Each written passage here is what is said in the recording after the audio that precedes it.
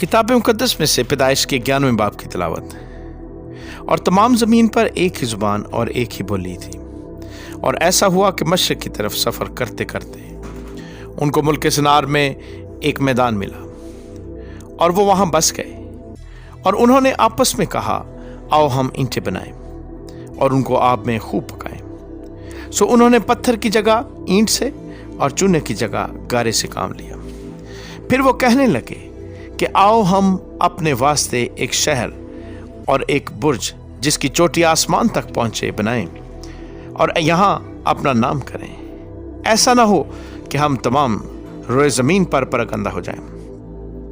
और खुदावंद इस शहर और बुर्ज को जिसे बनी आदम बनाने लगे देखने को उतरा। और खुदावंद ने कहा, देखो ये लोग सब एक हैं और इन सबों की एक ही ज़ुबान है। वो जो ये करने लगे हैं तो अब कुछ भी जिसका वो इरादा करें उनसे बाकी ना छूटेगा। सो आओ हम वहाँ जाकर उनकी ज़ुबान में इख्तिलाफ डालें ताकि वो एक दूसरे की बात समझ ना सके। बस खुदावन ने उनको वहाँ से तमाम रोए ज़मीन में परगंदा किया। सो वो उस शहर के बनाने से बाज आए, इसलिए उसका नाम बाबल हुआ, क्योंकि खुदावन ने वहाँ सारी ज़मीन की ज़ुबान में इख्तिलाफ डाला। और वहाँ से खुदावन ने उनको तमाम रोए ज़मीन पर परगंदा किया। ये सिम का नसबनामा है। सिम 100 बरस का था जब उससे तूफान के 2 बरस बाद अर्फ कसीद पैदा हुआ। और अर्फ कसीद की पैदाइश के बाद सिम 500 बरस जीता रहा और उससे बेटे और बेटियां पैदा हुई। जब अर्फ कसीद 35 बरस का हुआ तो उससे सिला पैदा हुआ। और सिला की पैदाइश के बाद अर्फ कसीद 403 बरस और जीता रहा और उससे बेटे और बेटियां पैदा हुई। सिला जब 30 बरस का हुआ तो उससे इब्र पैदा हुआ। और इब्र की पैदाइश के बाद सिला 403 बरस और जीता रहा और उससे बेटे और बेटियां पैदा हुई। जब इब्र 34 बरस का था तो उससे फलज पैदा हुआ। और फलज की पैदाइश के बाद इब्र 430 बरस और जीता रहा और उससे बेटे और बेटियां पैदा हुई। फलज 30 बरस का था जब उससे रऊ पैदा हुआ। और रऊ की पैदाइश के बाद फलज 209 बरस और जीता रहा और उससे बेटे और बेटियां पैदा हुई। और रऊ 32 बरस का था जब उससे सरूज पैदा हुआ। और सरूज की पैदाइश के बाद रऊ 207 बरस और जीता रहा और उससे बेटे और बेटियां पैदा हुई। और सरूज 30 बरस का था जब उससे नहूर पैदा हुआ।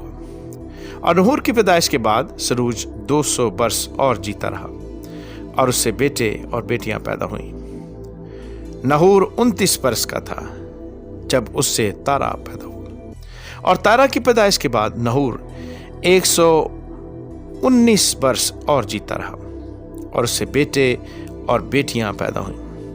और तारा 70 बरस का था जब उससे इब्राम और नहूर और हारान पैदा हुए। और ये तारा का नसबनामा है। तारा से इब्राम और नहूर और हारान पैदा हुए और हारान से लूत पैदा हुआ। और हारान अपने बाप तारा के आगे अपनी जात बूम यानी कसदियों के ऊर में मरा। और इब्राम और नहूर ने अपना अपना ब्याह कर लिया। और इब्राम की बीवी का नाम सारी और नहूर की बीवी का नाम मिल्का था जो हारान की बेटी थी। वही मिल्का का बाप और इसका बाप था। और सारी बांझ थी, उसके कोई बाल बच्चा न था।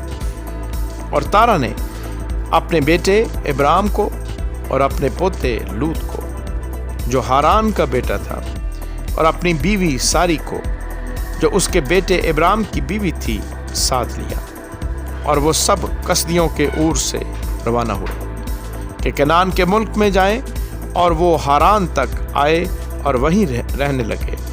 और तारा की उम्र 205 वर्ष की हुई और उसने हारान में वफात पाई। आमीन।